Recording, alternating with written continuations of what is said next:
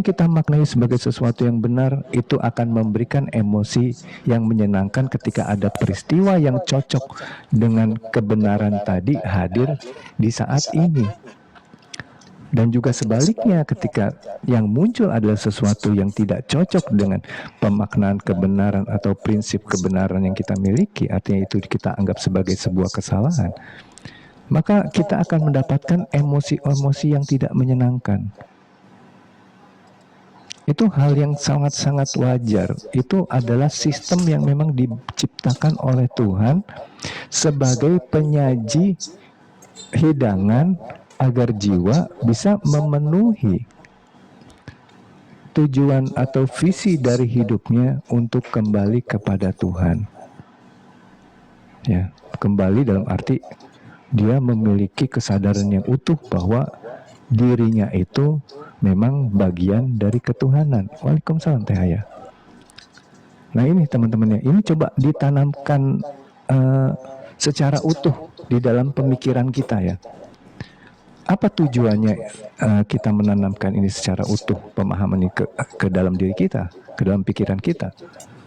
Agar kemudian ketika kita misalkan mendapatkan suatu peristiwa di dalam kehidupan kita, kita sudah tahu, oke, ini adalah hidangan.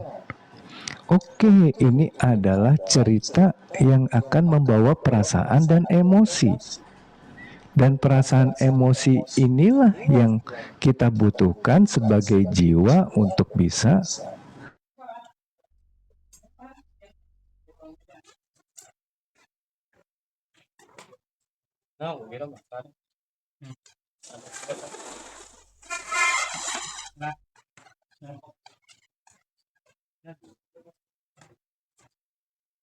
bisa Bang, Israel selajur pembinanya kan pinanya kayak keberatan memberi per hari. Jadi kita sedikit pun apa yang dianalisa oleh pikiran kita, apa yang kemudian terhadirkan bentuk rasanya, kita itu tidak punya sedikit pun kemampuan untuk mengatur ini semua. Seolah-olah aja kita bisa berpikir. Padahal bagaimana neuron di dalam otak ini bekerja, ternyata kita pun tidak mampu mengaturnya. Sama seperti apa yang terjadi di jantung kita, terjadi di paru-paru, terjadi di lambung. Semua bekerja dengan kecerdasannya masing-masing, dikendalikan utuh oleh sang sumber, menghadirkan suatu kinerja untuk menghadirkan sebuah hidangan yang sempurna bagi jiwa untuk bisa mengenal Tuhan secara utuh. Dan dari pemahaman ini teman-teman jadi memiliki reasoning atau alasan kenapa teman-teman perlu untuk menerima atau bisa menerima ini secara utuh, bukan lagi sibuk untuk menentukan saya itu harusnya dapat apa, saya itu harusnya dalam kondisi yang bagaimana. Hidup ini sebenarnya harus diarahkan kemana, seolah-olah ada suatu bentukan yang lebih sempurna dari saat ini, dari apa yang dihadirkan di saat ini oleh Tuhan melalui berbagai sisi kehidupan yang dimiliki oleh manusia. Dimiliki dalam arti yang nantinya akan teralami oleh manusia ya. Jadi manusia yang nggak punya kemampuan memiliki sebenarnya. Cuman ini artinya manusia mengalami itu secara utuh. Ya. Ini seringkali seolah-olah sudah dipahami, padahal banyak di antara kita yang tahu tapi belum paham. Tahu bisa, mengerti bisa, paham belum tentu. Ya. Paham itu harus sampai mampu untuk mengalami secara utuh, terjadi pengalaman penerimaannya dalam bentuk penyaksian. Itu baru bisa dikatakan kita memahami. Kalau mengerti ya sampai pada level kita itu bisa mendapatkan alasan bersedia mengizinkan ada rasa sakit yang muncul. Ya betul Mas Bimo. Ya Yang so tahu banyak memang.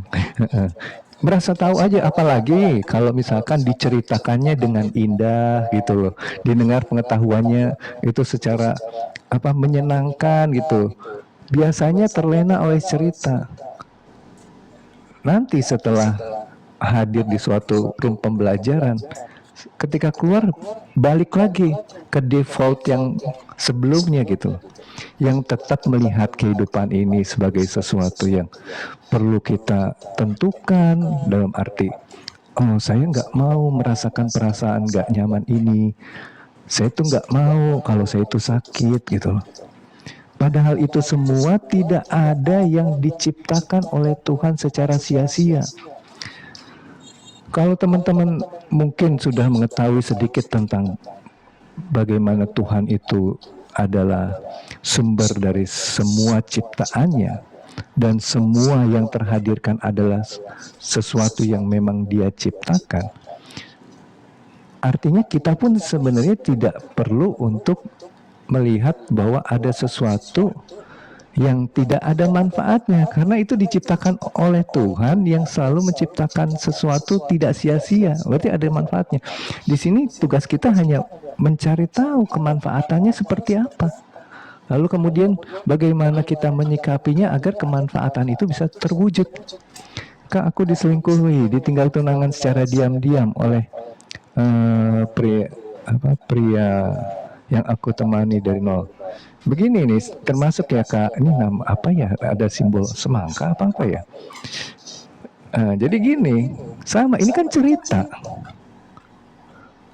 Agar jiwa ini bisa kembali kepada Tuhan secara utuh, Tuhan menyajikan dulu ceritanya. Cerita itu lengkap, ya. Mulai dari epigenetika orang tua tadi saya sudah sampaikan, lalu kemudian ada lagi yang namanya istilahnya input data yang menjadi keyakinan bagi diri kita. Itu pun nanti dilengkapi pula dengan proses berpikir pada saat itu. Seketika kita melihat sebuah peristiwa yang kaitannya dengan diri kita, entah yang tadi misalkan ada diselingkuhi dengan ditinggalkan oleh tunangan gitu secara diam-diam, apakah kita hanya melihat ini sebagai sesuatu yang terhadirkan oleh jiwa yang memiliki ego dan kemudian dengan free will-nya dia itu seenaknya saja meninggalkan diri kita? Atau kita bisa melihat dalam perspektif bahwa sebenarnya dia itu dihadirkan oleh Tuhan. Karena kita sudah memiliki keyakinan atau belief system, cara pandang kita terhadap sikap meninggalkan diri kita itu seperti bagaimana, sehingga kemudian pemaknaan ini dihadirkan peristiwa yang seperti itu, maka kita mendapatkan hidangan dalam bentuk perasaan dan emosi yang spesifik, dan itulah yang dibutuhkan secara utuh oleh jiwa untuk bisa kembali kepada Tuhan. Pertanyaannya sekarang, kita mau sibuk merubah ceritanya, di mana itu akan menjadi sebuah penolakan, karena apa yang sudah diberikan Tuhan ke dalam kehidupan kita itu adalah kesempurnaan. Kesempurnaan ini juga tentunya harus kita pahami bagaimana kita menggunakannya. Kalau kita nggak paham gunakannya, ibaratnya kita punya mobil yang sempurna seperti Ferrari misalkan, tapi nggak tahu juga gimana cara menghidupkannya, ya nggak jalan juga gitu loh. Percuma juga, nggak ada manfaatnya juga mobil Ferrari itu gitu. Tetap aja adanya di dalam garasi. Semakin lama semakin rusak gitu loh. Sama juga kehidupan itu yang memang sudah menjadi kendaraan yang sempurna bagi diri kita, bagi jiwa kita untuk bisa kembali kepada Tuhan. Itu tidak mampu kita gunakan dengan benar, akhirnya yang terjadi apa? Kita semakin rusak di situ. Bukannya peristiwa ini bisa membuka kesadaran kita lebih utuh, tapi semakin kita tenggelam di dalam cerita kehidupan. Gitu. Bagaimana cara ikhlasnya dan cara sembuhnya, Kak? Ya, jadi kalau memang ikhlas itu memang bukan sesuatu yang bisa diusahakan dalam arti gitu, saya ikhlas ya. Ya, saya udah lepas, jangan kemudian terus diributkan, jangan semua dipikirkan. Justru itu adalah suatu penolakan terhadap hidangan Tuhan yang sedang diberikan kepada kita. Dalam bentuk apa? Saya nggak ikhlas. Itu kejujuran jiwa yang perlu untuk dihargai. Itu pemberian Tuhan bahwa Anda tidak bisa ikhlas bukan karena Anda sendiri yang mampu menghadirkan. Manusia itu hakikatnya, ya, dia itulah haula, tidak ada daya upaya apapun juga, tidak mampu melakukan apapun juga gitu. Termasuk bagaimana dia memaknai sesuatu. Ini saya bukan menjelaskan teori Jabariyah ya, seolah-olah kita tuh ya udah nggak usah ngapa-ngapain.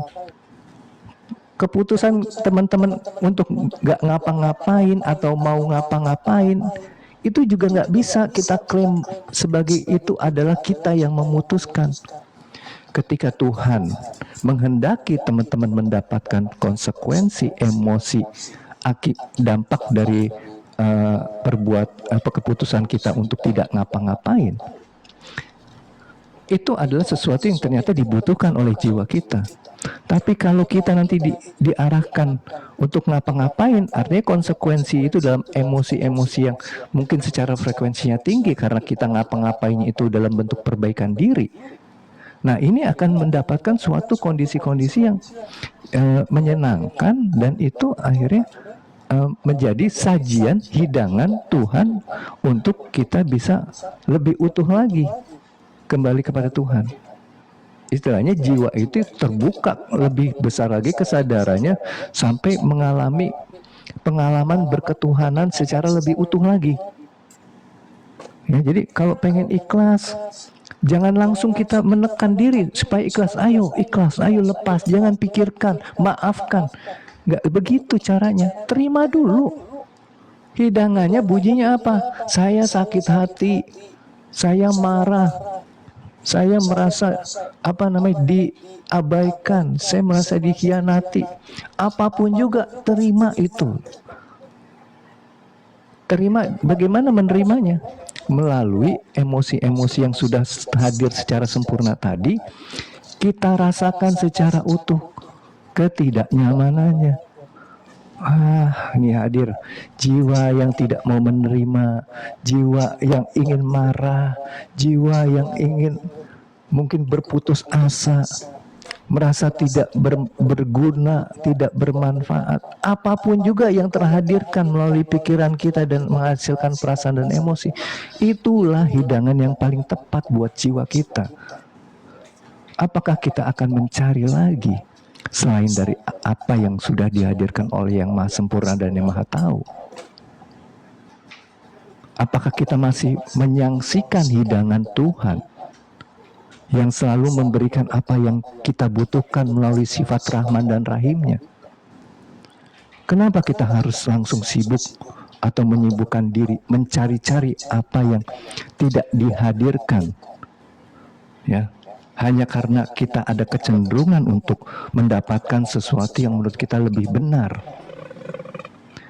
Tanamkan ini ke dalam diri kita, ke pikiran kita, ya. Apapun juga, seburuk-buruknya diri teman-teman, keputusan teman-teman, keadaan teman-teman, itu ada campur tangannya Tuhan di situ. Itu ada kuasanya Tuhan. Tuhan mengatakan kun, terjadi. Fayakun, maka terjadilah. Kunnya Tuhan menghadirkan takdir, fayakunnya melalui tindakan yang kita lakukan atau peristiwa yang kita alami. Itu jadi sebuah kesempurnaan. Apalagi yang harus kita rubah dari itu yang sudah sempurna?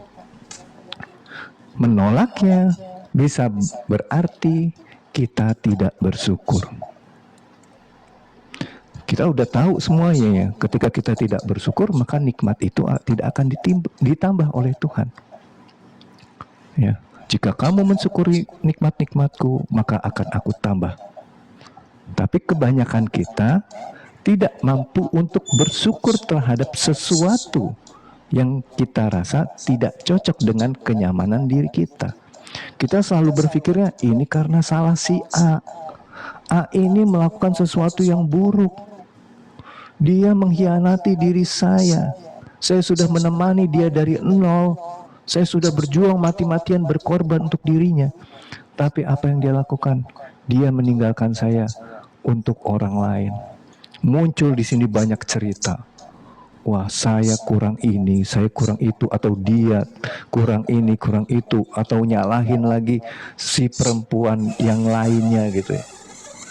Yang semua itu akhirnya hanya membuat kita hanyut di dalam konten kehidupan. Padahal konten kehidupan itu dihadirkan manfaatnya agar kemudian jiwa kita mendapatkan sajian yang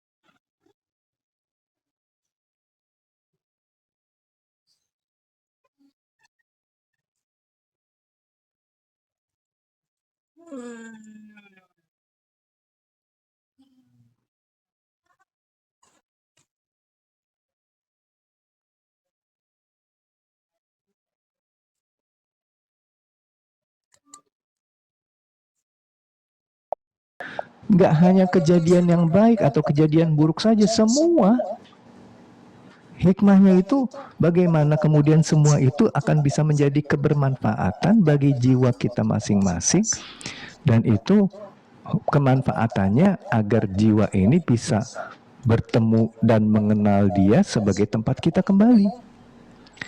Istilah lainnya, terbukalah kesadaran di dalam jiwa kita bahwa jiwa ini tidak pernah terpisah dari Tuhan. Jiwa ini adalah bagian dari ketuhanan itu sendiri. Jiwa-jiwa yang seperti ini bisa dikatakan adalah jiwa-jiwa yang sudah bisa menjadi hamba, bahkan menjadi hamba yang bersyukur. Jiwa yang menjadi hamba yang bersyukur ini pasti selalu diberikan kemudahan, karena ini sesuai dengan sistem yang dihadirkan oleh Tuhan di dalam kehidupan ini, bahwa Tuhan mengatakan, akan aku penuhi semua kebutuhan hamba-hambaku. Akan banyak kemudahan-kemudahan yang terhadirkan melalui kondisi-kondisi yang memberikan sensasi nyaman, sensasi tenang, dan sensasi bahagia. Ya. Tapi ketika dia mengalami sesuatu yang tidak menyenangkan pun, itu akan bisa terlalui dengan mudah. Ya. Dalam arti kita tidak terus larut di dalam pemahaman pikiran yang seolah-olah ini adalah ujian, cobaan, azab, musibah. Tapi yang terlihat hanya Tuhan yang sedang hadir dengan hidangannya. Waalaikumsalam Kak Azhar. Waalaikumsalam Kak Rio. Oh, Bang Parman nih. Lupa ininya apa namanya, namanya dia terik apa akunnya. Dialami baru dipahami, ya betul. Waalaikumsalam Kak Dia. Oke, terima kasih sudah hadir. Yang benar itu Kang Hari, yes betul, alhamdulillah. Kalau bersyukur terus, kapan evaluasinya? Bersyukur membuat kita berpuas diri dan stagnan. Nah, ini menarik. Terima kasih Kak Holden. Ya, komentarnya. Biar kita semua jadi lebih mengetahui secara utuh tentang bersyukur ini. Bersyukur ini seringkali dipersempit pemaknaannya, teman-teman ya. Kenapa saya katakan begitu? Karena bersyukur itu seringkali hanya dilihat dari sebuah sikap yang dihadirkan oleh orang tersebut ketika dia mendapatkan sesuatu yang menyenangkan gitu loh. tadi ketika kita bicara tentang penerimaan atau penyaksian, itu salah satu dari ekspresi bersyukur sesungguhnya gitu ya. Karena syukur itu dari bahasa Arab yang katanya itu adalah sakara, yang artinya adalah terbuka. Apa yang terbuka di sini? Kesadarannya. Bagaimana kesadaran ini bisa terbuka? Ketika kita menerima dulu segala emosi yang menjadi hidangan, yang tadinya terasa menekan, tapi ketika kita bersedia merasakan sebagai proses penerimaan, menikmati apa yang disajikan dalam bentuk hidangan oleh Tuhan, yang semakin lama ternyata tadinya terasa menekan, mencengkeram diri kita, seperti menusuk di dada, semakin lama coba kita rasakan secara utuh, ternyata semakin kita rasakan semakin kemudian berubah, yang tadinya seperti keras, menggenggam, menekan, tiba-tiba kayak membuka. Kenapa ini bisa terjadi, teman-teman? Karena semua emosi ini dihadirkan oleh yang namanya ego. Ego ini adalah sesuatu yang tidak bisa kita lawan, kita singkirkan, kita tekan, kita hancurkan. Tapi kita tahu ego ini hanya ingin diterima secara utuh sebagaimana adanya. Tidak kita anggap musuh, kita tidak anggap lawan. Karena ketika kita anggap musuh, lawan, dan kita ingin hancurkan, justru dia akan menjaga eksistensinya dengan benteng yang lebih kuat lagi. Maka orang-orang yang terus ingin menghilangkan rasa tidak nyamannya, justru dia memberi makanan kepada egonya, sehingga kemudian dia semakin merasa tidak nyaman. Nah, kaitannya tadi tentang bersyukur ya, membuat kita berpuas diri dan stagnan. Bukan begitu yang namanya bersyukur yang sesungguhnya. Puas ini juga bukan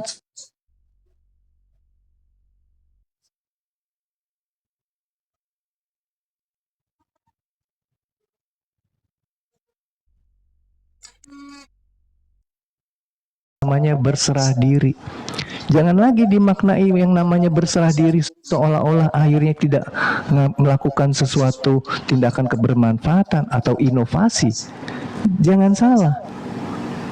Jiwa-jiwa yang sudah damai, berserah diri, mampu menjadi hamba, dekat dengan Tuhan, maka Tuhan akan menghadirkan kualitas jiwa sesuai dengan apa yang dia kehendaki. Apa yang dikehendaki oleh Tuhan? Sebaik-baiknya manusia adalah manusia yang bermanfaat.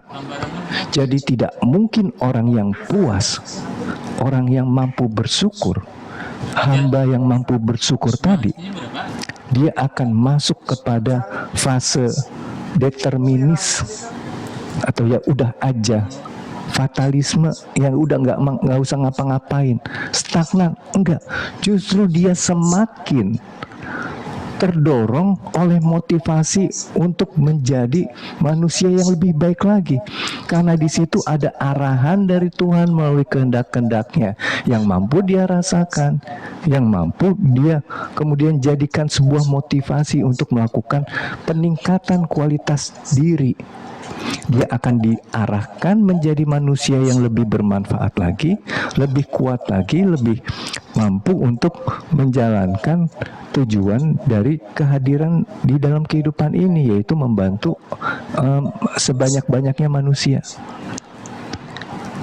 Gitu maksudnya. Jadi terima kasih saya katakan kepada Kak Holden ini yang sudah juga dihadirkan oleh Tuhan ke dalam room ini untuk memberikan suatu insight, dan kita akhirnya bisa diizinkan untuk menjelaskan atau menghadirkan penjelasannya.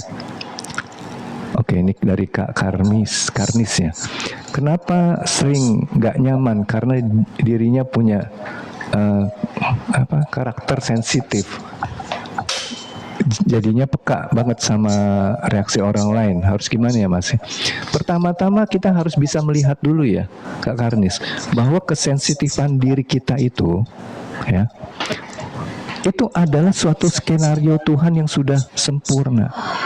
Tidak mungkin kita bisa menjadi sensitif kalau tidak diperjalankan oleh Tuhan di dalam peristiwa kehidupan yang kita alami, dan itu membuat kita sensitif.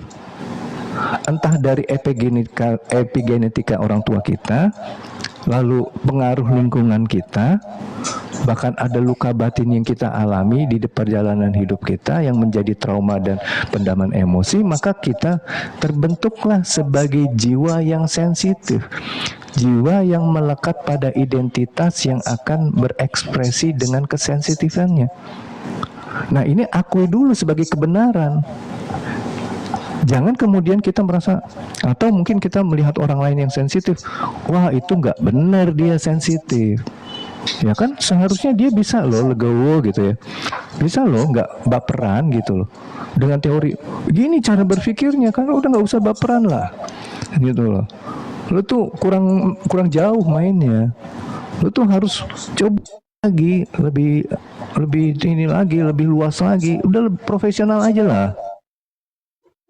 Kan seperti itu, apalagi kalau kita biasa hadir di ruang pembelajaran.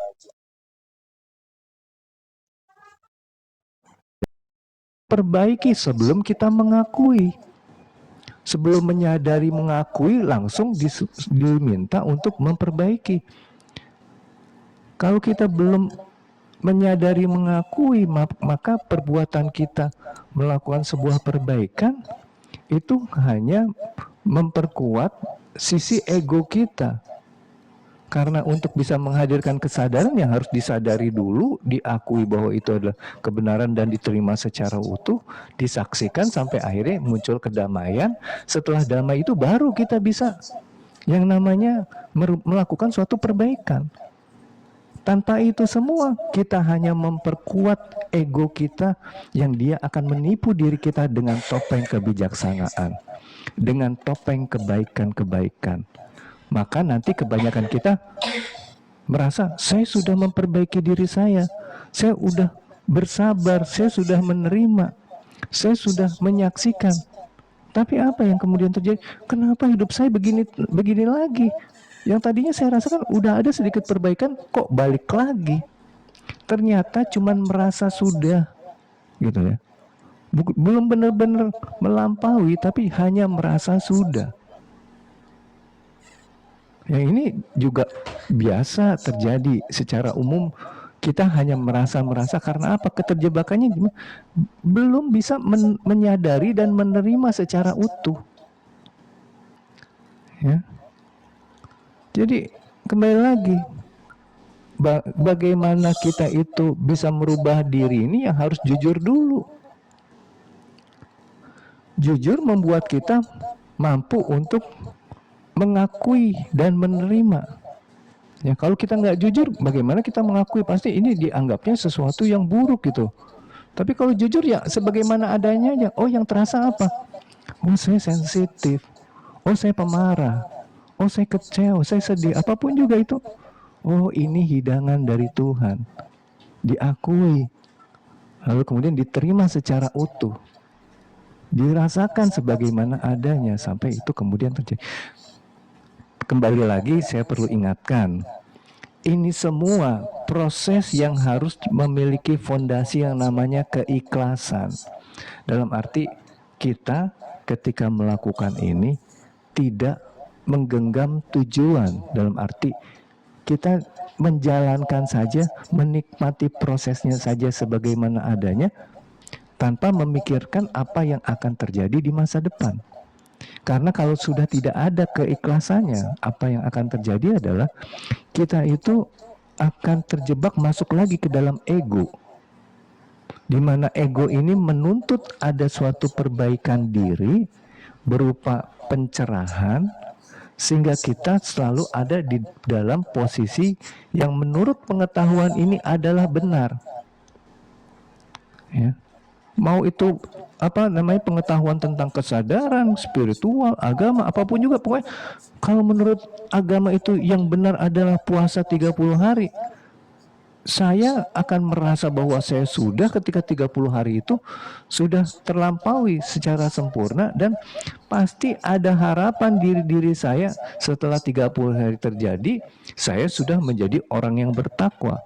Dan nanti tanpa kita sadari, kita menuntut kepada kehidupan ini, hasil dari bertakwa itu seperti apa. Misalkan kemudahan-kemudahan gitu. Apa yang terjadi ketika memang kita salah menyikapinya, dalam arti kita menjalani penyaksian tadi, penerimaan secara utuh tadi, secara hukum energinya, dia tetap akan menarik sesuatu yang tidak baik atau masalah. Nanti kita bingung, loh, saya ini sudah berpuasa, saya ini sudah sholat, saya membaca Quran, khatam Quran selama Ramadan ini. Tapi kenapa jadinya seperti ini? Ternyata dia itu masih menggunakan egonya untuk melakukan perbaikan diri ini tadi, gitu ya. Dengan masih memiliki sesuatu yang ingin dikejar, dicapai, diraih, agar dia ada atau bisa diakui sebagai orang yang bertakwa. Jadi kita ada sisi-sisi tetap ingin menentukan diri kita itu akan jadi seperti apa dan kita akan bisa mendapatkan apa. Tapi kembali lagi, ini adalah suatu kewajaran cara kerja otak ini menganalisa kehidupan, mencoba memastikan kita itu selalu dalam kondisi yang aman, gitu. Oke, saya izin lagi ya, scrolling. Pada prakteknya susahnya minta ampun, saya kejebak sama ceritanya. Ya betul, begitu. Jadi ya ini cerita saya sedang mendongeng aja supaya mudah-mudahan dongeng ini bisa menjadi suatu kesadaran baru, bisa dipahami lebih dalam sehingga bisa tertanam di dalam diri kita. Sebenarnya apa saja yang terjadi saat ini adalah perkara yang Allah telah siapkan dalam skripnya dahulu. Yes, betul. Setuju sekali. Kosong. Apakah semua yang terjadi di dunia karena skripnya Tuhan? Yes, betul. Itu karena skripnya. Kenapa saya bisa membenarkan apa yang dikatakan oleh Kosong tadi? Karena kita tahu semua bahwa Tuhan itu adalah yang maha. Yang maha itu tidak dikuasai oleh apapun juga, termasuk ruang dan waktu. Kalau kita berbicara bahwa kehidupan ini dibentuk oleh ruang dan waktu, khususnya waktu ya, maka Tuhan itu melampaui kehidupan ini. Dialah justru yang menghadirkan ruang dan waktu. Kalau kita melihat bahwa kejadian di masa depan adalah sesuatu yang terkait atau ada di dalam ruang dan waktu tadi, maka tidak ada yang istilahnya bisa tidak diketahui oleh Tuhan akan terjadi di masa depan. Semua ini ada semua ekspresi ketuhanan yang sudah menjadi sebuah keteraturan secara sempurna. Ya, kalau kita memang mengakui bahwa Tuhan itu maha tahu, pengetahuan Tuhan itu bukan hanya apa yang terjadi di saat ini dan kemudian tersembunyi di dalam diri kita, bukan hanya itu. Tapi apa yang masih tersembunyi di masa depan pun juga dia tahu. Apa yang akan terjadi, bukan itu terjadi hanya berdasarkan kemampuan manusia untuk menjalankan hidup ini, bukan. Bahkan kemampuan manusia itu pun juga menggunakan landasan kekuasaan Tuhan, dan di dalamnya ada skripnya tadi. Ya. Tapi pemahaman ini jangan kemudian dihubungkan dengan yang namanya fatalisme atau determinis. Seolah-olah ketika memang semua sudah ditentukan, ada skripnya, ya kita nggak usah melakukan apa-apa. Nggak mungkin. Itu bisa terjadi, itu nggak mungkin, impossible. Kenapa saya katakan itu? Karena memang di skripnya juga tertulis kita akan berusaha, kita akan melakukan ini, kita akan memutuskan itu. Di skripnya udah tertulis seperti itu, gitu. Kenapa saya bisa juga katakan seperti itu? Ya kembali lagi, cara kerja otak yang sering saya sampaikan. Berdasarkan penelitian, sebuah keputusan itu sudah ada 8 detik sebelumnya di dalam otak manusia. Nah, itu dari mana sumbernya? Ya. Dari mana sumbernya? Kalau memang sudah ada skrip, berarti ada suatu kolaborasi antara kecerdasan-kecerdasan yang sudah mewujud di dalam ciptaan-ciptaannya di dalam kehidupan ini, yang menciptakan skrip itu nanti gitu, menghadirkan skrip itu. Bagaimana jiwa ini nanti akan tersesat, jiwa ini kemudian tercerahkan, itu semuanya sudah ada. Ya. Kang, aku pengen tenang menghadapi hutang. Ya, kalau Kak bahagia begini ya. Kalau case-nya adalah case personal ya, saya menawarkan aja untuk private ya. Karena nggak bisa kita diskusi panjang lebar dan saya harus merubah bagaimana mindset berpikirnya Kak bahagia tentang kehidupan ini dan bagaimana tentang hutang, agar kemudian nanti tidak lagi ketika kita sudah membersihkan jiwa kita dari identitas, tapi terus dikotori lagi oleh pikiran-pikiran yang masih menggunakan cara berpikir yang lama. Ya, semua disadari dulu Allah kun faya. Sekarang tinggal fayakunnya. Yes, betul. Pagi juga Kak Francisca, Kaul dan Kosong. Pejabat korupsi itu skrip dari Tuhan. Yes, betul. Skrip dari Tuhan. Sekarang begini ya, ini yang banyak teman-teman terjebaknya tuh di sini gitu loh. Seolah-olah korupsi itu semata-mata hanya tindakan tidak bermoral yang seharusnya tidak ada. Nah, saya ingin menyampaikan sesuatu kekhilafan yang dilakukan oleh malaikat ketika manusia akan dijadikan khalifah di muka bumi. Apa yang dikatakan oleh malaikat? Ya Allah, kenapa engkau jadikan khalifah dari golongan orang-orang yang akan menghancurkan bumi dan akan menumpahkan darah? Ini lebih daripada korupsi ya. Ini menghancurkan bumi, menumpahkan darah. Kalau cuma ngambil uang negara mah ya mungkin nggak sebesar menghancurkan bumi dan menumpahkan darah ya. Itu aja dijadikan khalifah. Lalu apa jawaban Tuhan di situ? Aku lebih tahu. Artinya Tuhan lebih tahu bagaimana jiwa ini bisa kembali kepadanya melalui serangkaian peristiwa yang melalui sistem dualisme di dalam kehidupan ini. Nanti ada orang-orang yang bisa menyadari, terbuka kesadarannya secara lebih utuh lagi ketika mendapatkan konsekuensi dari perbuatannya, yaitu korupsi. Karena tanpa korupsi dia tidak akan dihukum, tidak akan dipenjara. Atau misalkan karena korupsinya dia akan mendapatkan karma berupa penyakit yang menghabiskan uangnya. Dan itu menjadi kesempurnaan proses menyadarkan jiwanya. Ya, kita seringkali nggak sampai berpikir ke situ. Sehingga kemudian kita hanya berpikir, ya harusnya kita langsung berbuat baik dong. Semua terus harusnya baik. Enggak. Ya, karena kita nggak tahu aja sebenarnya tujuan Allah, Tuhan menghadirkan itu semua, ini adalah sesuatu yang sudah paling cocok, paling sempurna. Ya, bukan berarti akhirnya nanti kita melegalkan yang namanya korupsi, bukan begitu.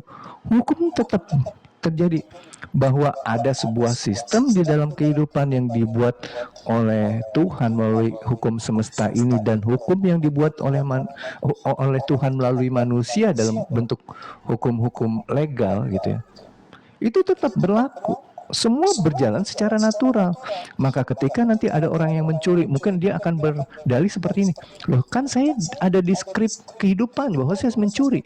Ini kan memang diinginkan oleh Tuhan ya, saya jangan dihukum dong. Nanti hakimnya akan bisa mengatakan seperti ini, keputusan saya menggunakan aturan yang dihadirkan oleh negara ini bahwa kamu harus dihukum, itu pun dari kehendak Tuhan. Ya, jadi nanti ada penyatuan antara kehendak-kehendak ini gitu loh. Ya, jadi bukan berarti istilahnya ya kita bisa seenaknya aja. Ketika kita itu melakukan kesalahan, ya konsekuensi mengikat. Kalaupun bukan hukum manusia, hukum Tuhan aja sudah mengikat. Karena orang-orang yang selalu memiliki energi yang frekuensinya rendah, karena selalu korupsi, dia pasti stres. Ketika stres, dia mempunyai potensi memiliki psikosomatis, penyakit yang disebabkan oleh kondisi stresnya. Akan muncul yang namanya tumor, kanker. Jangan dipikir dia bisa lolos. Ketika lolos dari hukum karena tidak terdeteksi mungkin, tetap aja tidak akan bisa lolos dari hukum Tuhan. Itu. Kalau seperti itu logika ya, koruptor tidak bersalah, dia hanya menjalankan skrip Tuhan. Ya memang seperti itu. Nah tadi saya sudah sampaikan ya, jadi penjelasannya seperti itu gitu. Ya. Kalau saya pukul kamu, jangan salahin saya. Itu sudah skrip Tuhan. Nah, mantap, iya. Jadi tapi kalau nanti dibalas juga itu kehendak Tuhan. Ya kehendak Tuhan juga meliputi segala ekspresi itu ya kehendak Tuhan juga. Kehendak Tuhan ini berjalan mewujud di dalam aturan-aturan juga, di dalam hukum juga, hukum sebab akibat itu salah satunya. Kausalitas, ya. Kalau dipukul orang lain, bukan berarti ketika saya menggunakan dalil bahwa saya ada di dalam skrip Tuhan, maka orang lain tidak ada di dalam skrip Tuhan. Ada juga, gitu. Ya betul. Tapi kalau kamu pukul baik itu, ya itu benar-benar. Ya oke. Bukan skrip dari Tuhan, tapi iya itu skrip juga sebenarnya.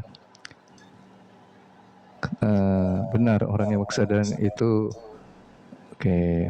Terus kali-kali ya Kak Hera, keren, mantap. Oke, Kak Ibas hadir, Kang, sehat ya, alhamdulillah. Semakin kita merasa bersyukur, maka kita semakin bersemangat untuk berbuat sesuatu hal yang lebih baik. Betul sekali Kak Hera. Karena apa? Karena jiwa-jiwa yang mampu bersyukur itu adalah jiwa-jiwa yang sudah menjadi hamba, dan dia itu akan dekat dengan Tuhan, terkoneksi lebih utuh dengan Tuhan, sehingga tidak mungkin dia itu tidak punya semangat. Maka bersyukur itu bukan ego yang sedang mengucapkan kata alhamdulillah, bukan. Itu bukan bersyukur yang sesungguhnya, tapi itu adalah cuman ekspresi ego yang ingin terlihat dengan topeng kebijaksanaan atau kebaikan. Oh, saya melakukan pengakuan terhadap kebesaran Tuhan, tapi dia dikuasai oleh pemahaman saya mendapatkan sesuatu yang menyenangkan. Jadi kemudian tanpa dia sadar, dia melekatkan diri dengan kenyamanan-kenyamanan itu, yang akhirnya berdampak pada selalu ada keinginan untuk mendapatkannya lagi atau mendapatkannya lebih. Muncullah yang namanya kerakusan di sini. Itulah yang kemudian mendorong orang-orang itu korupsi. Maka kata-kata alhamdulillah yang terus-menerus dilontarkan dari mulutnya dan dia masih hadir sebagai ego, justru menjebak dirinya. Ya. Dia menggunakan tameng kesadaran, padahal dalamnya ego semua yang berkuasa mengendalikan dirinya. Oke, kita scrolling lagi ya teman-teman. Mohon izin, betul itu Kak. Oke, mantap. Jujur ya Kang Ari, saya menjujuri sedih ya. Betul, mantap Kak Maya. Alhamdulillah. Jadi kalau menjujuri tidak perlu juga menggenggam ya Kak Maya, supaya nanti yang hadir itu tetap kesadaran, yang menerima secara utuh, being present lah istilahnya, merasakan apa adanya, hanya yang ada di sekarang aja. Untuk yang kedepannya tidak perlu dipikirkan lagi. Berserah diri aja, lepas aja, apapun juga kita akan lihat sebagai sebuah kesempurnaan. Oke, kalau terjadi sulit memilih, misi saya harus ditambah kontrak atau pulang ke Indo, 17 tahun di Taiwan. Ya Kak Eko ya, kalau misalkan ternyata jiwa Kak Eko itu masih dalam skrip perjalanan perlu untuk di-extend lagi atau apapun juga, Ya terimalah itu, akui sebagai hidangan dari Tuhan dan rasakan itu sebagai sebuah kesempurnaan. Ya. Begitu. Tapi uniknya begini teman-teman. Saat kita ingin dirubah kehidupan kita, Tuhan itu kan sudah menyatakan sistemnya seperti apa. Tidak akan aku rubah nasib suatu kaum sampai kaum itu merubah apa yang ada di dalam dirinya. Nah, ketika kita sudah menerima ini, oke, ini adalah skenario dari Tuhan, ya. Saya sekarang masih nolak, tapi ya Tuhan, saya terima dulu penolakan ini ya. Diterima dulu, dirasakan dulu, disaksikan, lalu sudah berdamai. Lalu penerimaannya itu dalam bentuk sikap yang tidak selalu mengeluh, gitu kan? Karena sudah tidak ada lagi dorongan untuk mempertentangkan keinginan kita dengan kehendak Tuhan. Maka di situ terjadi sebuah keselarasan. Secara energi di sini akan terbentuk energi damai, di mana energi damai cocok dengan yang namanya kemudahan, keberuntungan, keberlimpahan. Bukan tidak mungkin tiba-tiba seolah-olah kayak ceritanya berubah. Kita itu kan seringkali terlalu cepat membuat sebuah kesimpulan. Oh, saya akan 10 tahun lagi harus berada di luar negeri gitu loh, terpisah dengan keluarga saya. Ya itu kan hukum manusianya. Tapi coba kita menggunakan sistem dari Tuhan tadi. Kalau kita sudah diberi pengertian bagaimana menerima secara utuh sebuah hidangan dan kita lihat sebagai kesempurnaan, kita berlapang dada, kita mampu bersedia merasakan secara utuh apa-apa yang sudah dihidangkan. Itu kan merubah kualitas energi di dalam jiwa kita yang tadinya energi jiwa ini seperti tidak mau menerima, terus melindungi diri dari rasa takut tadi, sehingga kita coba menutupi ketakutan tadi. Sekarang bisa terjadi shifting atau transformasi emosi yang tadinya takut menjadi damai. Maka itu berlaku yang Tuhan katakan di dalam ayatnya, dalam firman-Nya. Kita sudah merubah apa yang di dalam dirinya, maka Tuhan pun akan merubah itu. Jadi istilahnya gini, kita bisa membaca apa yang akan terjadi di dalam kehidupan ini berdasarkan sistem yang Tuhan jelaskan di dalam ayat-ayatnya, bahwa akan ada terjadi perubahan saat ada dorongan untuk kemudian mau melakukan, bersedia menerima secara utuh. Misalkan dengan perjalanan teman-teman dihadirkan aja di room ini, mendapatkan penjelasan ini, bisa memahami karena diizinkan untuk bisa memahami, lalu kemudian bisa melakukannya, mengaplikasikannya. Di situ kita bisa melihat bahwa ini adalah skenario Tuhan semuanya. Jadi tidak ada lagi kita yang mengklaim diri kita, karena saya berusaha begini, karena saya menyadari, saya menerima secara utuh, saya menyaksikan terjadi perubahan di dalam diri saya, dan itu semua adalah keputusan saya. Di situ kita kehilangan momentum untuk menghadirkan Tuhan secara utuh di setiap peristiwa yang memang diwujudkan oleh dirinya. Tuhan hadir dan bagaimana cara berpikir kita. Tuhan hadir membawa kita ke dalam room ini untuk belajar. Tuhan hadir bagaimana kita memaknainya. Tuhan hadir bagaimana kita mampu untuk memahaminya. Tuhan hadir di dalam keputusan-keputusan kita untuk memprosesnya dalam suatu proses penyaksian. Menghadirkan kedamaian, Tuhan hadir. Bagaimana berserah diri, Tuhan hadir. Semua Tuhan. Jadi semua kemana saja kita memandang, di situ wajah Tuhan. Ya nggak ada yang terlepas dari Tuhan. Ketika kita melakukan kebaikan, kita tidak merasa ada. Juga ketika kita melakukan kesalahan, kita juga merasa bahwa Tuhan hadir juga di dalam situ. Sebagai pembimbing kita, membuat kita lalai, mendapatkan suatu konsekuensi dari perbuatan kita. Dan itu adalah sesuatu yang kita butuhkan. Selalu baik, maka baik itu akan kembali. Yes, betul. Oke, lanjut lagi scrolling ya, Masya Allah Kak Ari. Terima kasih banyak. Ya sama-sama Kak Herna. Sadar diri ya Kang. Yes betul, jangan melampaui kemampuan. Nah betul. Karena memang tidak akan bisa kita melampaui kemampuan Allah ya, yang diberikan Allah, nggak bisa. Ya semua udah ketaker gitu loh. Ini kamu cuma bisa gini. Bisanya kamu juga karena aku gitu loh. Kamu adalah bagian dariku. Kamu tidak pernah terpisah dariku. Seperti ombak yang tidak pernah bisa mengklaim bahwa dia terlepas dari lautan. Nggak bisa.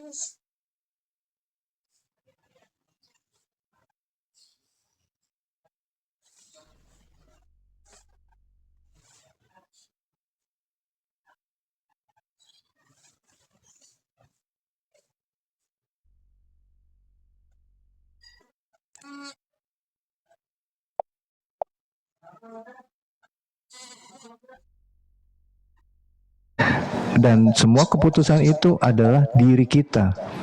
Tuhan tidak hadir di dalam keputusan kita, yang akhirnya ya tidak atau sulit untuk bisa menerima secara logika ketika kita hadirkan di dalam sebuah kesalahan.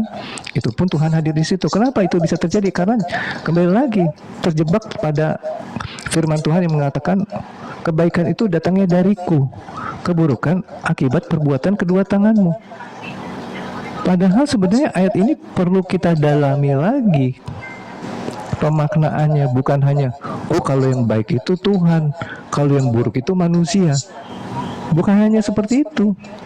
Tapi ketika terjadi sebuah kebaikan, nggak diklaim sama kita. Oh kita yang berbuat baik dong. Boleh dong kita punya reward di situ. Nanti terjebak lagi pada ayat-ayat yang menggambarkan perbuatan baik itu akan mendapatkan yang namanya balasan. 1 dibalas 7, 7 kali 10, 10 kali 100, kali 1000 gitu kan. Nah itu. Jadi selalu yang dikejar adalah apa? Ciptaannya Tuhan. Ya. Tidak pernah kita fokus untuk kembali kepada Tuhan. Iya. Jadi free will kita yang memilih ya. Kembali lagi free will itu pun juga sebenarnya God will ya. Free will kita itu God will. Karena Tuhan berkehendak maka kita berkeinginan. Nanti ada keinginan-keinginan yang munculnya dalam sistem kebaikan, maka dia akan atau idealisme ya itu akan menjadi suatu kemanfaatan yang bisa dirasakan kenyamanannya. Tapi kalau nanti dimunculkan di dalam keinginan-keinginan yang tidak ideal tadi ya bentuknya ya nanti akan muncul suatu sensasi ketidaknyamanan. Tapi baik nyaman maupun tidak nyaman ya ternyata semua itu adalah hidangan dari Tuhan yang perlu untuk kita bisa terima secara utuh. Sehat dan bahagia selalu. Ya, terima kasih Kak Nandeo. Mas, kalau sering bertindak, aku nyamannya gini, rasa nyamannya nggak baik atau ego dan baik bedainnya gimana? Oh, gini aja lah. Kalau yang dari ego itu ciri-cirinya dia itu ingin mempertahankan ketika ada suatu kondisi nyaman yang dia dapatkan. Dia coba mengkondisikan bagaimana kemudian itu terus-menerus bisa dihadirkan. Dia akan menjaga kepastian agar kenyamanan itu tidak pernah hilang dari dirinya. Tapi kalau yang memang bukan dari ego atau yang baik, dia hanya fokus menikmati kenyamanan yang terhadirkan aja sebagaimana adanya di saat ini. Tidak ada lagi pikiran oh saya harus mempertahankan ini gitu, saya harus terus mendapatkan ini. Nggak seperti itu Kak Sekar. Oke, saya jangan diladenin. Iya ya, nggak apa-apa. Justru kita harus bisa terbuka gitu ya. Kita melihat itu juga sebagai kehadiran perwujudan Tuhan yang ekspresinya seperti itu. Harus paham konteksnya. Yes, betul. Waalaikumsalam Bang Yan. Iya, telat nih Bang Yan nih. Bentar lagi mungkin saya mau menyudahi karena ada kepentingan nanti mau antar ibu saya mau ke rumah sakit dulu. antara skrip Tuhan, sikap fatalis, dan refleksi kecerdasan makhluk. Bagaimana kita mesti menyikapinya? Ini pertanyaan yang keren juga nih dari Kak Lembah Hanggodo ya. Seperti biasa ini teman-teman yang sudah biasa hadir di sini memang pertanyaannya udah beda ya. Nggak lagi yang namanya, aduh pasangan saya ini begini gitu. Ini keren, pertanyaannya mendalam ya. Saya suka nih pertanyaan-pertanyaan kayak gini. Jadi skrip Tuhan itu ya kayak film aja lah. Apapun yang akan terjadi nanti ya terjadi sesuai dengan skripnya tadi.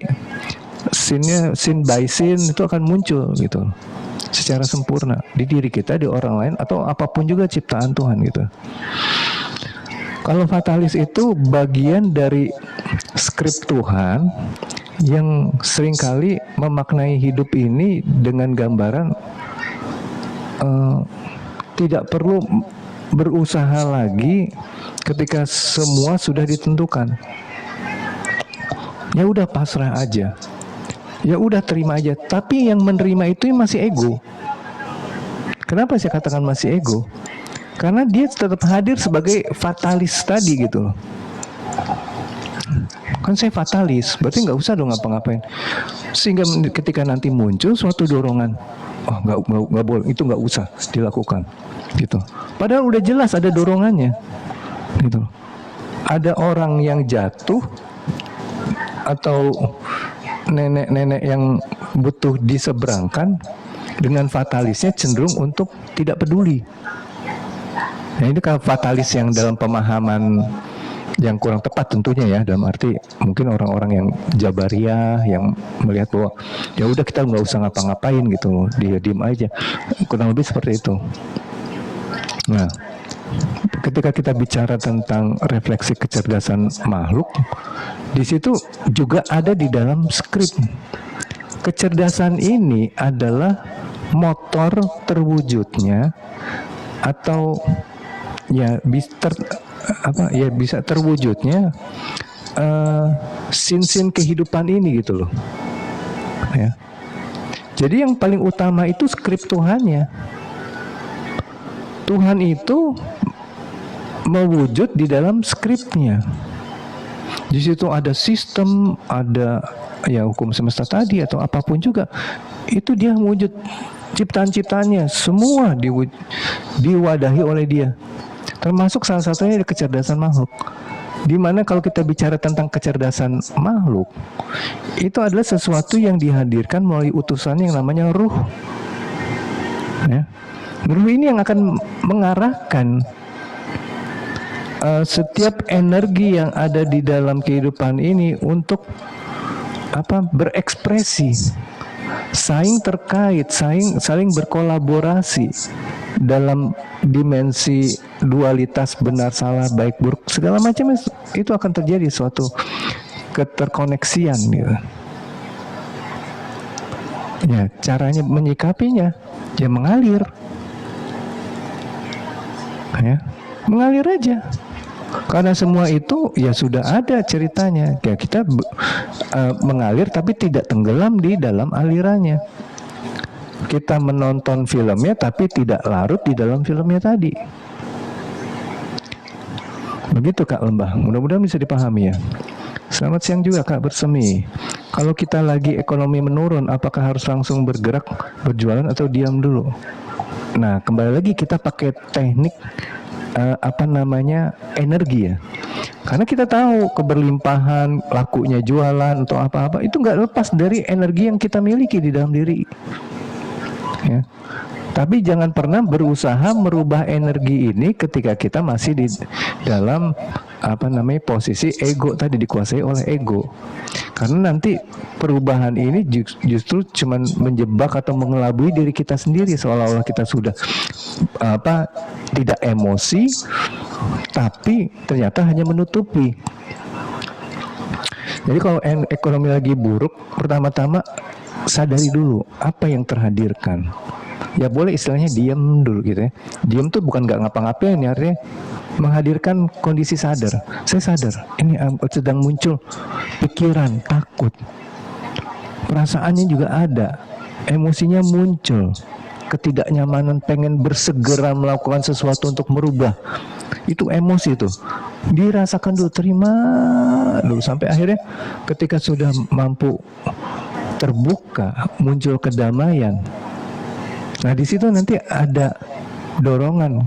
Apakah kita ingin melakukan atau kita mau berhenti dulu atau apapun juga. Makanya saya tidak suka mengarahkan teman-teman melakukan suatu keputusan berdasarkan perspektif saya, karena nanti teman-teman punya skrip sendiri. Jadi saya tidak mempunyai kemampuan untuk menentukan tindakan apa yang harus teman-teman lakukan. Saya hanya menjelaskan sistemnya aja gitu loh. Ini sistem yang berlaku seperti ini. Ya silakan ditempuh. Ya, saya gambarkan letak jebakan-jebakannya ada di mana. Yang mudah-mudahan nanti teman-teman itu bisa lebih secara sempurna menjalankannya berdasarkan apa yang sudah dipahami oleh teman-teman. Biar kehendaknya yang terjadi. Yes, betul. Memang harus kita akui bahwa tidak ada kehendak dari yang lain selain Dia. Ya, kalau ada kehendak yang lain berarti ada Tuhan yang lain selain Dia. Karena ada yang bisa menghadirkan kehendak selain Dia. Ada yang mempunyai kekuasaan untuk bisa berkehendak, akhirnya menciptakan sesuatu selain Dia. Ya, semua itu Dia. Jadi jangan, hati-hati ya, maksudnya kalau kita itu gak waspada nanti kita terjebak di dalam kemusyrikan. Seolah-olah dengan terus berusaha menjadi baik kita merasa bahwa kita sudah mengesakannya, tapi ternyata kita menghadirkan Tuhan lain di diri kita yang merasa bisa, merasa mampu, yang terus menentukan bagaimana menjadi baik dan tidak suka kalau kemudian kita tidak hadir sebagai kebaikan. Penuh dengan penyesalan, kekecewaan, ketakutan. Ternyata di situ kita sedang menduakan Dia. Ya. Oke, nge-lag ya. Oh, nge-lag ya. Oh, tadi sempat nge-lag mungkin sebentar ya. Tapi sekarang mudah-mudahan udah oke lagi ya. Tes 1 2 3. Terjadi sempurna, sudah rezeki yang tercukupi. Siap salah. Ya, siap telat, alhamdulillah. Pertumbuhan yang tanpa berusaha tumbuh. Yes, betul sekali. Karena semua Assalamualaikum Bang. Kenapa ya kadang ke-trigger, kadang enggak, tolong penjelasannya. Ya, pertama-tama penjelasan yang paling sederhana adalah semua itu memang sudah ada perjalanan yang perlu kita lalui dan itu memang dikehendaki oleh Tuhan. Jadi terima itu semua sebagai kebenaran dulu. Artinya kita tidak sibuk mencari kesalahannya. Tapi apapun juga ternyata terhadirkan juga kebenaran dalam bentuk emosi yang tidak nyaman. Nah, itu juga diterima secara utuh. Ya. Nah, begitu penjelasannya kurang lebih. Apa-apa yang sudah terjadi di alam semesta ini sudah kesempurnaan Tuhan itu sendiri. Yes, betul. Mengalir namun tidak tenggelam. Ya. Selamat siang juga Kak Hanum. Oke. Syukur Siregar. Safrida Syukur Siregar. Setuju. Itu teman-teman ya. Ya kembali lagi, ini cuman suatu aliran pengetahuan untuk menggambarkan bagaimana sebenarnya kita itu tidak perlu untuk menolak apapun juga. Dan sebenarnya kita itu nggak bisa nolak sih teman-teman ya. Sekarang saya pengen tahu bagaimana teman-teman bisa menolak. Penolakan teman-teman itu sebenarnya juga dihadirkan oleh Dia.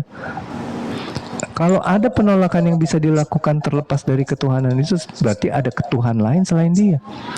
Karena mengizinkan itu untuk terjadi. Ya. Dengan kata lain, kita juga harus waspada. Jangan-jangan di sini kita sudah menuhankan diri kita sendiri. Itu adalah gambaran keterputusan kesadaran atau ketertutupan kesadaran kita, gitu.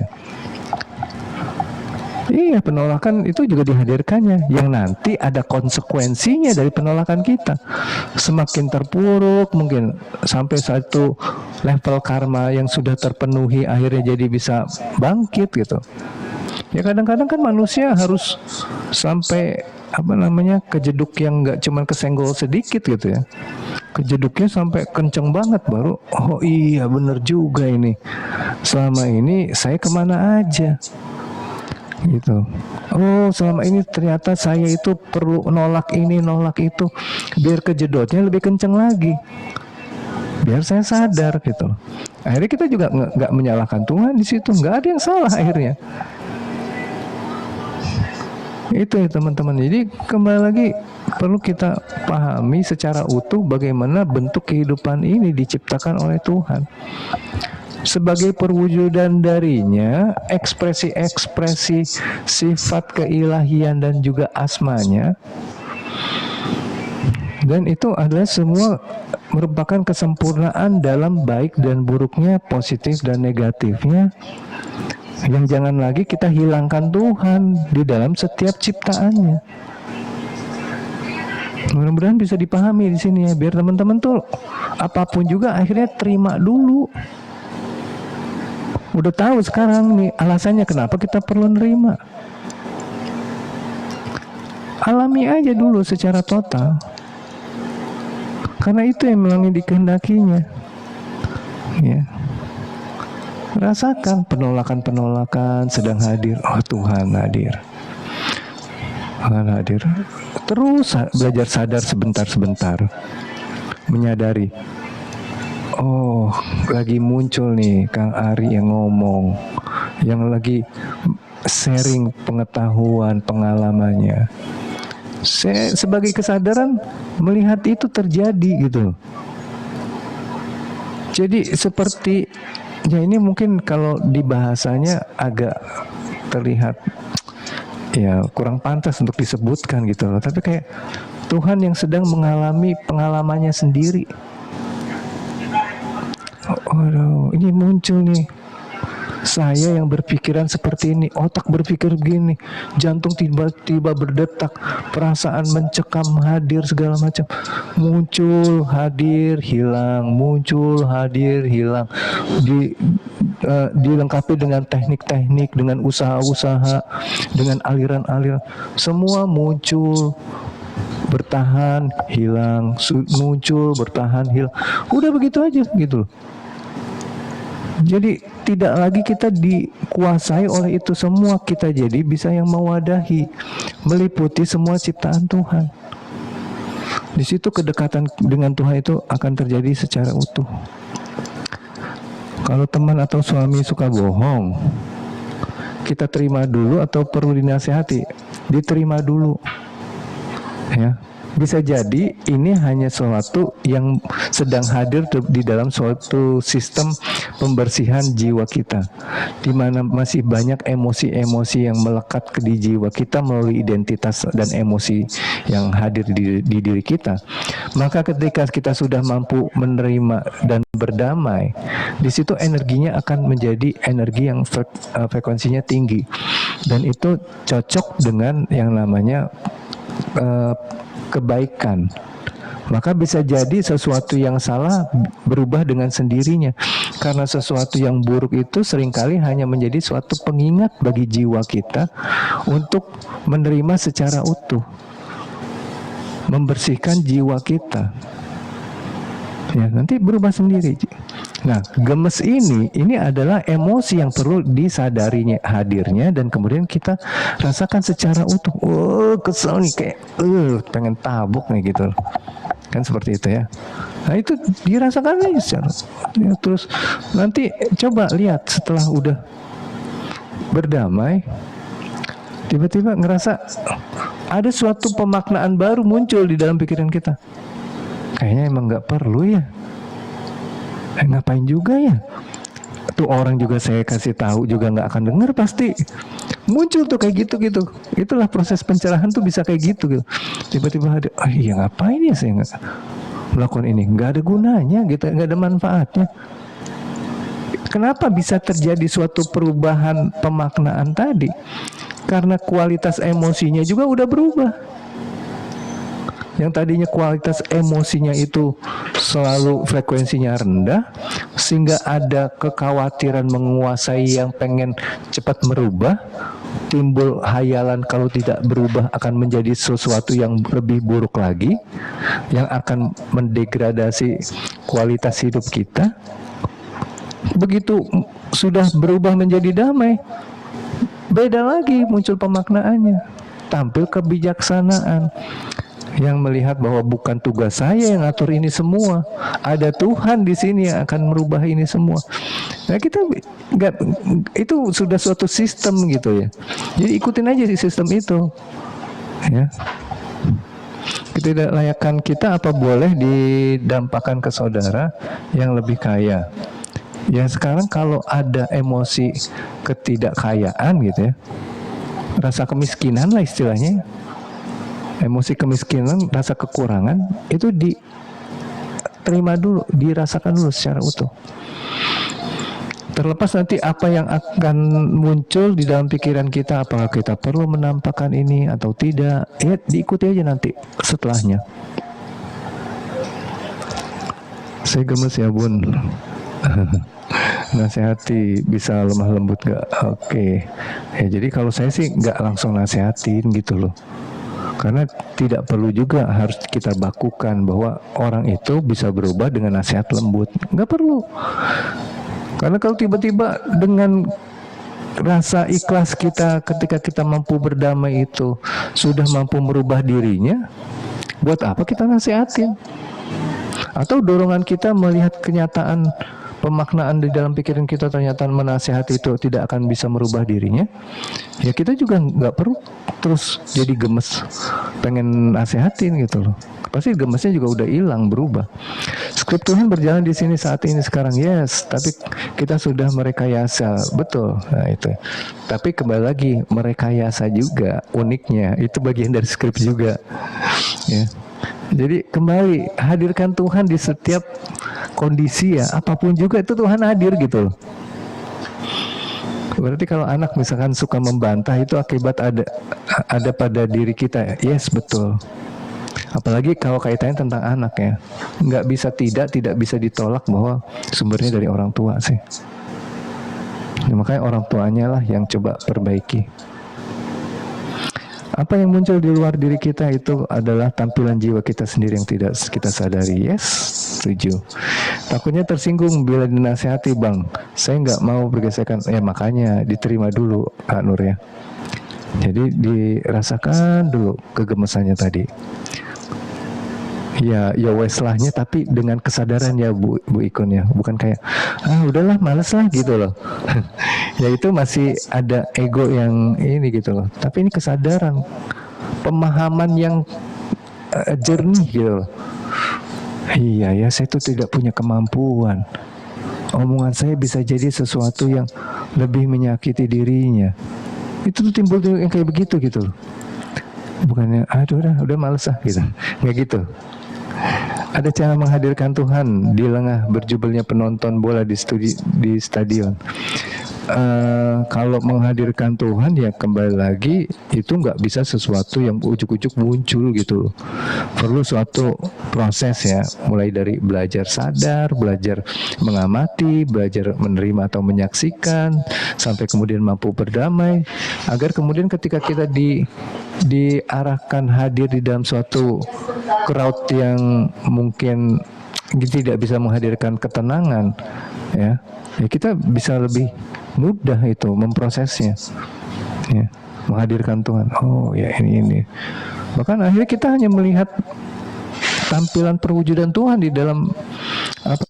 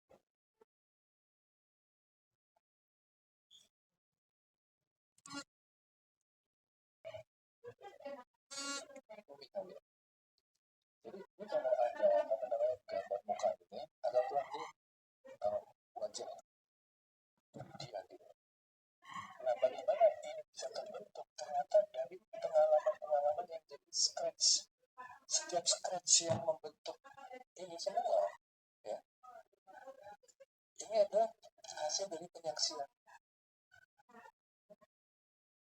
Jadi semakin banyak yang kita saksikan, kita seperti menorehkan sesuatu di dalam kesadaran jiwa kita.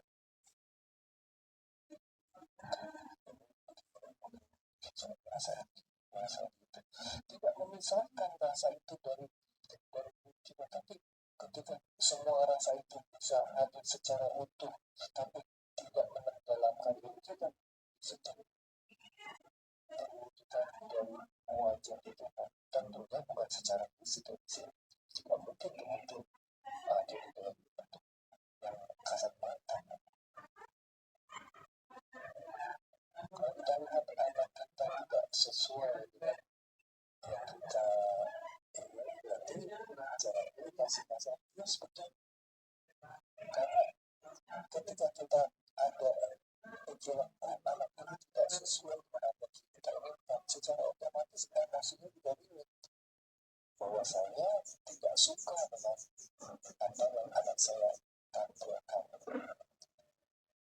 Ketidaksukaan ini adalah emosi yang sebenarnya karena tidak ada ketakutan ya, betul-betul akhirnya kesadaran kita menyatu semakin utuh, nggak ada yang tertolak, semakin kita bisa menyatu bukan hanya dengan yang di guru kita, tapi menyatu dengan yang di luar diri kita juga. Itu ini kan jadi seperti apa yang Tuhan sampaikan, aku meliputi semua ciptaanku. Jadi bisa hadir menyatukan itu semua. Itu seperti yang Tuhan kata-kata.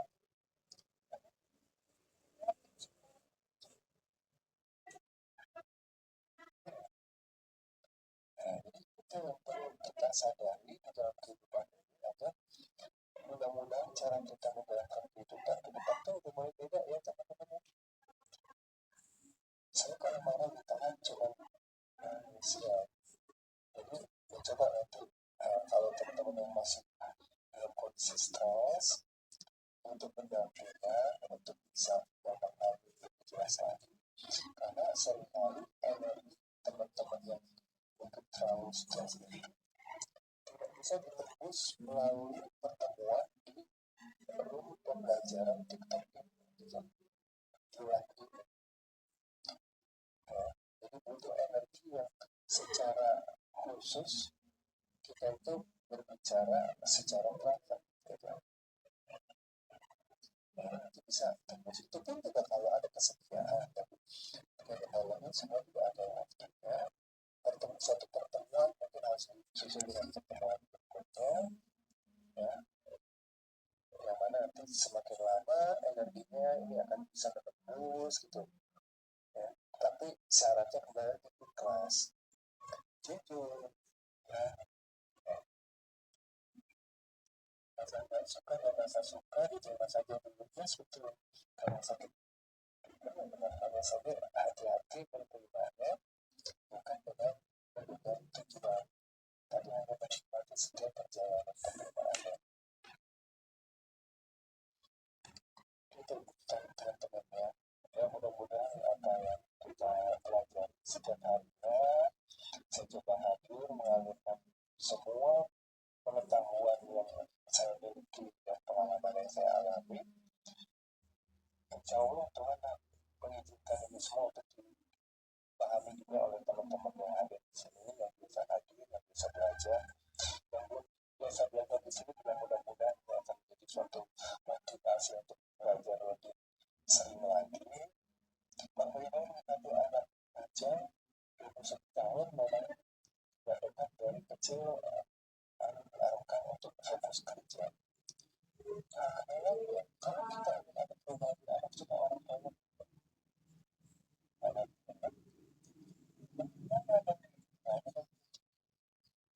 coba belajar sadar dulu apa yang mungkin ada di dalam pikiran kita, banyak menggambarkan ketidaksempurnaan hidup yang kurang lebih gambarnya seperti kita sering menyalahkan gitu.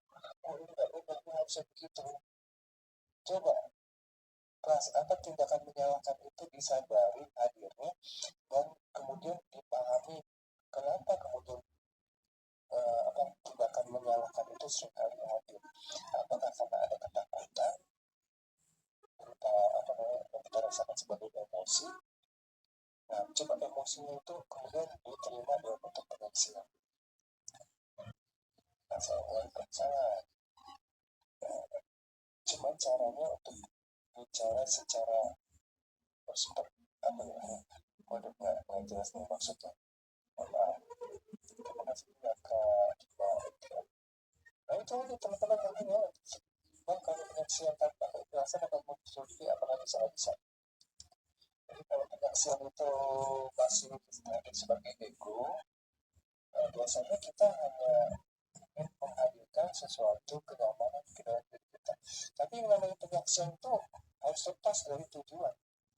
Apapun juga kita fokus aja pada kunci saat ini. Gak pernah kita menggapai sesuatu di masa depan. Benar-benar ingin present saja di saat ini mengalami sedang apa adanya. Udah itu penyaksian, bukan mengejar damai, bukan nomor WA ya, boleh sebentar, nomor WA saya bagi teman-teman yang mau berangkat boleh dipercayakan karena keutamaan privat itu ya ada memang juga berbeda yang teman-teman bisa rasakan sendiri kaitannya untuk membuka benteng-benteng atau yang biasa membentuk juga pemahaman kita tapi ini juga tergantung dari kualitas seberapa tertutupnya diri kita karena nanti ada sebagian orang-orang tuh yang sulit gitu loh dia sudah mulai bisa mendapatkan insight ini bisa mendapatkan pencerahan tapi untuk menjalankan itu kayak ketahan gitu nggak bisa terus nggak apa-apa di situ ada sebuah proses pemenuhan karma dulu dalam arti bukan ini hukuman tentunya karmanya ya tapi suatu perjalanan jiwa yang harus mengalami proses pemasakan takdir penolakan itu akan menjadi sebuah kesempurnaan untuk tenang juga tidak bisa tenang itu adalah ciptaan Tuhan kalau tujuan kita penciptaan Tuhan berarti kita udah berangkat tujuan kita cuma bilang ta'ala cara supaya kita mendapatkan maksud itu apa kan caranya ya pertama sadar apa yang sedang kita alami gitu loh sadar itu bukan perkara secara perjalanan hidup itu kita mampu merespon gitu ada makanan kita lapar meresponnya makan ada minuman kita haus kita minum tapi ternyata kita nggak sadar ini sedang bulan Ramadan sedang berpuasa gitu akhirnya kita itu istilahnya tahu bahwa itu ada makanan kita makan tapi tidak sadar menjalankan aktivitasnya secara proper nah nanti sadar ya misalkan kita tahu ada orang jahat tapi kita sadar bahwa itu bukan kemampuan kita sedang dihidangkan oleh Tuhan sesuatu yang perlu disaksikan hasil dari pemaknaan kita melihat orangnya jahat tadi gitu ya Allah sampai begitu ya memang begitu gitu loh hari sama ya tidak ada ketenangan orang mati sehingga akan supaya tenang ya jadi kembali kaitannya tentang doa mungkin nanti lain kali kita coba bahas karena doa itu bukan perkara mantra gitu akan berdampak kepada jiwa tertentu bukan tapi justru yang berbicara di doa itu ada jiwa karena lagi jiwa itu tidak lagi mengerti kata-kata ketika tidak lagi ada di dunia materi tapi dia tahu tentang energi penyaksian apa yang sudah disiapkan ya apa yang disiapkan sebelum penyaksiannya ya kesediaan yang untuk akan perbaiki serba ikhlas, tapi mulut itu kok bisa marah. Ya ikhlasnya cuma merasa ikhlas atau benar-benar ikhlas, pertanyaannya begitu. Karena seringkali kita cuma merasa ikhlas gitu. Karena ikhlas itu harus melalui proses damai yang sering sudah terjadi dalam kehidupan kita bersama. Baru kita bisa dikatakan ikhlas. Jadi ada yang bersyukur gitu. Jadi Allah kasih tenang ataupun gelisah wajib ditolak. Yes, betul sekali.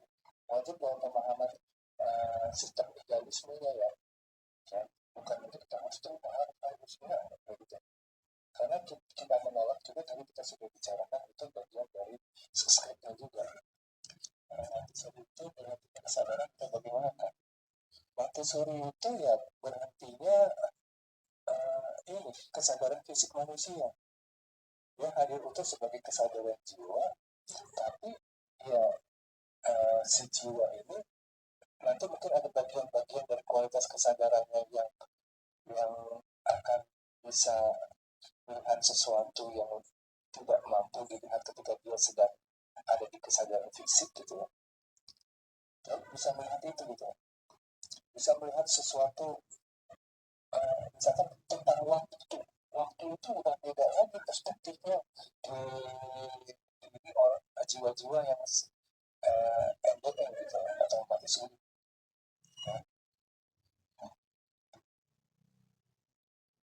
Gitu. Karena kalau itu serem-serem terus kenapa ya utamanya kalau serem-seremnya itu terjadi di awal-awal tidur itu ekspresi dari yang namanya pendapat emosi atau itu ekspresi otak bawah sadar kita yang menyimpan memori yang tidak menyenangkan gitu loh. Tapi kalau mungkin nanti terjadi di kondisi-kondisi di mana kita tuh tidur pulas, itu bisa menjadi message juga gitu semua. Dan kalau saya bilang siang dap. Oke teman-teman ya, segitu aja dulu ya mungkin ya. Kita sambung lagi lain kali. Saya mau siap-siap dulu mau antar ibu saya ke rumah sakit ya. Insya Allah ya. Insya Allah tuh bukan sesuatu yang diucapkan karena keraguan ya, tapi justru karena kesadaran kita tidak kita memiliki daya upaya sama sekali ya, untuk mengetahui apakah itu akan terjadi atau tidak ya. Apapun yang terjadi nanti kita selalu melihat Tuhan menghadirkan itu sehingga kemarin itu terjadi di kehidupan kita. Oke teman-teman, terima kasih semuanya. Sampai bertemu lagi di pertemuannya besok ya insya Allah. Dan bagi teman-teman yang mau berangkat silakan nanti hubungi saya di DM. Seperti biasa saya kembali ingatkan bahwa memang saya membuka jembatan yang namanya pertukaran energi, tapi tidak harus atau bukan sebuah kewajiban teman-teman untuk melakukannya. Bahkan kemarin juga ada yang hadir ke saya, entah kenapa ya dorongannya melakukan pertukaran dengan barang gitu. Kang, saya mau private tapi saya tukar dengan barang ya, boleh nggak? Boleh gitu. Ada juga pertukaran energi itu kemudian dia memang dalam kondisi terpuruk sehingga tidak mampu melakukan pertukaran energi dengan privat gitu. Ya nggak apa-apa gitu, nggak apa, yang penting jujur aja gitu loh, jujur dan kemudian berani, jangan kemudian masih mencoba untuk mensiasati sebuah keadaan demi mendapatkan sebuah keuntungan dengan menggunakan prinsip-prinsip ekonomi yang nantinya bukan rugi di saya tapi rugi di teman-teman sendiri gitu ya. Ya seperti itu gitu. Tapi ya kembali ini hanya ini aja gambaran sistem yang saya hidangkan kepada teman-teman dan tidak harus atau tidak menjadi sebuah kewajiban ya bagi teman-teman untuk kemudian melakukan ini. Ini hanya sebagai jalan aja ya secara sistem semesta ini akan ada dampaknya bagi kemampuan teman-teman itu untuk bisa tersadarkan, teman-teman itu mampu untuk mendapatkan suatu pemahaman yang lebih jelas lagi ya kurang lebih dan bisa mengaplikasikan yang insya Allah. Ini tetap bagi yang teman-teman yang belum gitu. Iya, kalau bagian itu selalu dia karena memang melihat dari sisi energinya ya. Ternyata memang terjadi seperti itu, semakin lama semakin lebih waspada lagi gitu. Oke teman-teman, kurang lebihnya saya mohon maaf atas apa yang sudah saya sampaikan.